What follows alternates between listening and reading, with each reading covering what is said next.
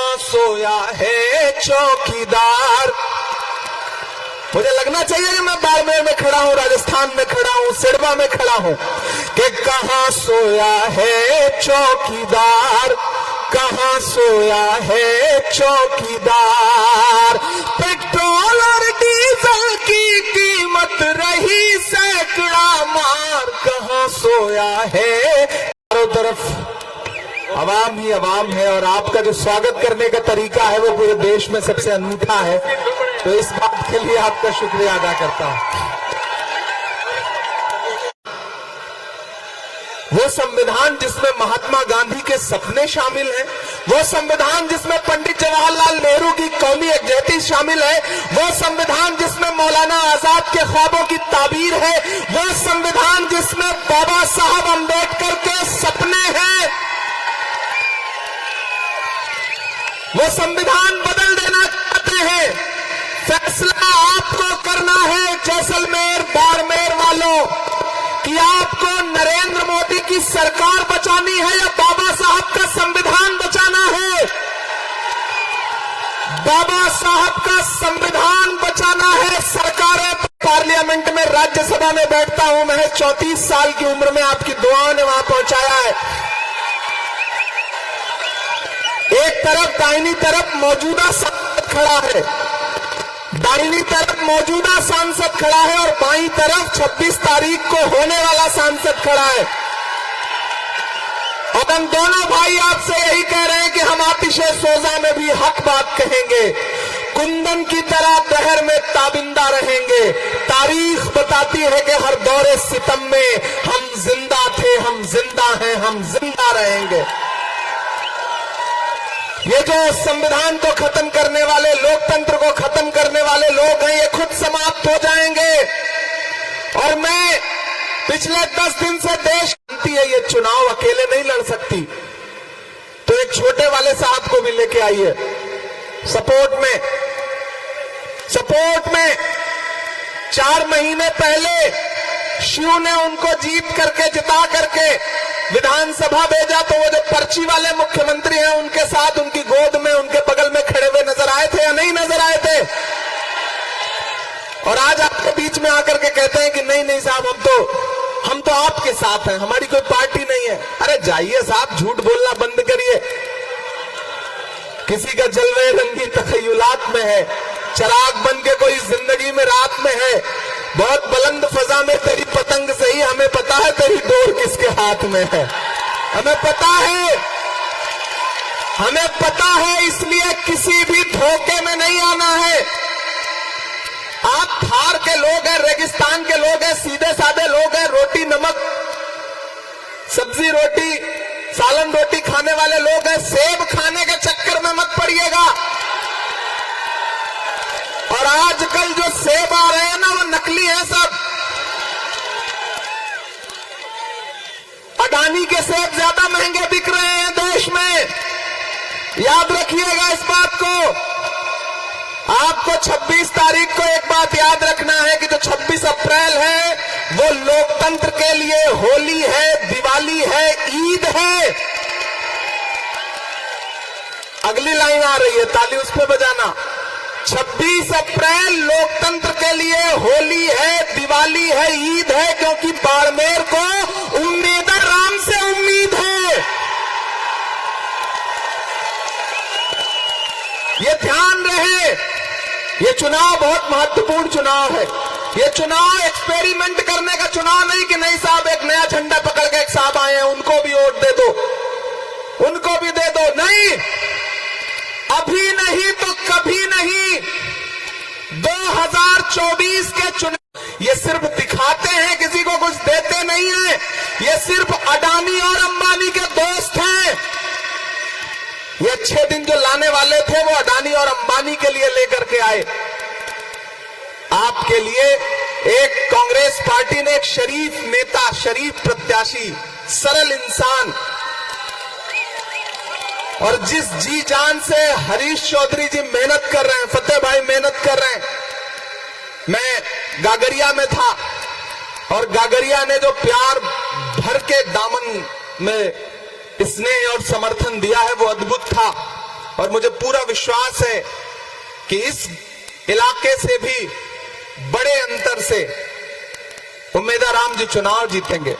एक होती है, एक शब्द है उम्मीद, उम्मीद से भी आगे एक शब्द होता है उम्मेदा। तो कांग्रेस पार्टी ने आपको उम्मेदा ला करके दिया है। आप सोचिए ना कितना प्लान करके आपको प्रत्याशी दिया गया है। तो इसलिए किसी झांसे में मत आइए। मैं सौभाग्यशाली हूं कि मैं यहां आया हूं, आपसे ये वादा कर रहा हूं कि उम्मेदा राम जी को लोकसभा में पहुंचाइए। ये लोकसभा में आपके मुद्दे पे लड़ेंगे और इनका समर्थन करने के लिए दूसरी तरफ राज्यसभा में मैं बैठा रहूंगा। दोनों भाई मिलकर लड़ेंगे। यहां असेंबली में लड़ने के लिए हमारा भाई अभिमन्यु पूनिया जी हैं ही, और हरीश चौधरी जी तो दहाड़ते ही रहते हैं। तो यहां जयपुर से लेकर के दिल्ली तक पे बाड़मेर जैसलमेर वालों का कब्जा रहेगा। जिता करके इन्हें भेजिए। ये चुनाव बहुत महत्वपूर्ण चुनाव है। और मैं तो एक बात अपने समाज के लोगों से खासतौर से कहना चाहता हूं। आप बड़े शौक रखते हैं नया झंडा पकड़ने का, नई गाड़ियों पे बैठने का। नहीं, किसी गफलत में मत आइए, किसी धोखे में मत आइए।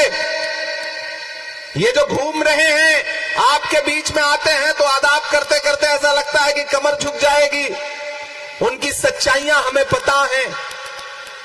मैं तो आपसे ये कहने आया हूं कि उम्मेदा राम जी का चेहरा आपके सामने है, हरीश भाई का चेहरा आपके सामने है, लेकिन आपका दिया गया एक एक वोट 26 तारीख को सिर्फ उम्मेदा राम को नहीं मिलेगा, बल्कि मोहब्बत के उस मसीहा को मिलेगा जिसका नाम राहुल गांधी है।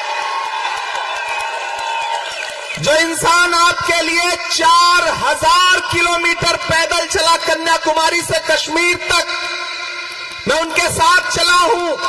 मुझसे मीडिया के साथियों ने कहा इमरान साहब आप राहुल गांधी के साथ चल रहे हैं, आप क्या कहेंगे? तो मैंने कहा कि मैं तो शायर हूं, मैं तो बस एक शेर पढ़ूंगा कि जो हर जालिम से टकराएगी वो आंधी बनाऊंगा। आपकी तालियों का शोर जाए जयपुर से लेकर दिल्ली तक की, जो हर जालिम से टकराएगी वो आंधी बनाऊंगा। आप बड़े जल्दबाजी में रहते हैं, एडवांस में दे देते हैं। यही करके आपने जो है दिमाग खराब कर दिया छोटे छोटे नेताओं के। जो हर जालिम से टकराएगी वो आंधी बनाऊंगा। नए अंग्रेज आए हैं, नया गांधी बनाऊंगा। मेरे भाई 4000 किलोमीटर वो इंसान चलता रहा। नारा क्या था?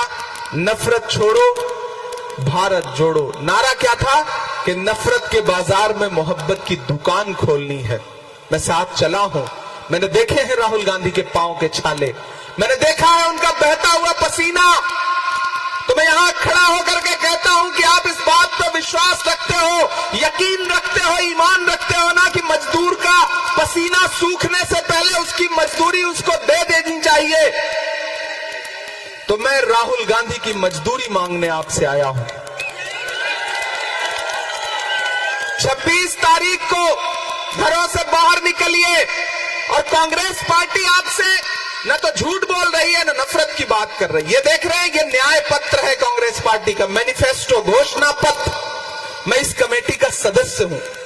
मैंने देश के अलग अलग हिस्सों में जाके लोगों से, युवाओं से, महिलाओं से, बेरोजगारों से, किसानों से, सबसे सुझाव मांगे थे। कीमत तो बहुत बढ़ गई शहरों में धान की, लेकिन विदा न हो सकी बेटी किसान की। मौका मिला तो लोगों ने कुर्सी के वास्ते तस्वीर ही बिगाड़ दी हिंदुस्तान की। हमने लोगों से सुझाव मांगे और उस सुझाव के बाद ये घोषणा पत्र बना है, ये न्याय पत्र बना है। मैं लेकर के आपके बीच में आया हूं। इस घोषणा पत्र से परेशान है प्रधानमंत्री जी, क्योंकि ये घोषणा पत्र क्या कह रहा है कि सरकार बनते ही 30 लाख युवाओं को नौकरी दे जाएगी। ये घोषणा पत्र कह रहा है कि हर डिग्रीधारी, डिप्लोमाधारी जो युवा है 25 साल तक के, उनको 1 लाख रुपया बेरोजगारी भत्ता दिया जाएगा। और तो और मेरी आवाज अगर माओ बहनों तक पहुंच रही हो तो कांग्रेस पार्टी कह रही है, घोषणा पत्र कह रहा है कि सरकार बनते ही हर गरीब महिला के अकाउंट में डायरेक्ट 1 लाख रुपए हर साल देगी कांग्रेस पार्टी की सरकार।